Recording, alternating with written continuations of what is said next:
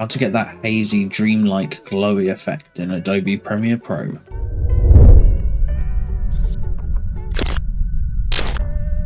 So we've got this clip here.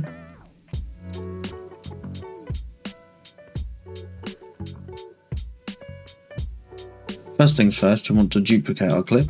Hold Alt and click and drag. Then we want to go to Effects, type in Luma. Grab the Luma key and drag it onto the top clip.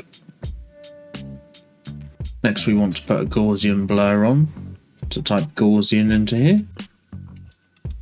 Drag that onto the top clip. Come over to our effects panel.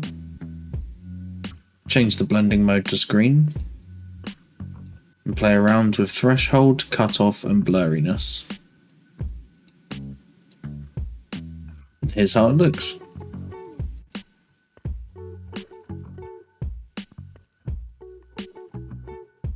Cool if you want that dreamy look. I used it in a montage recently. Anyway, subscribe for more.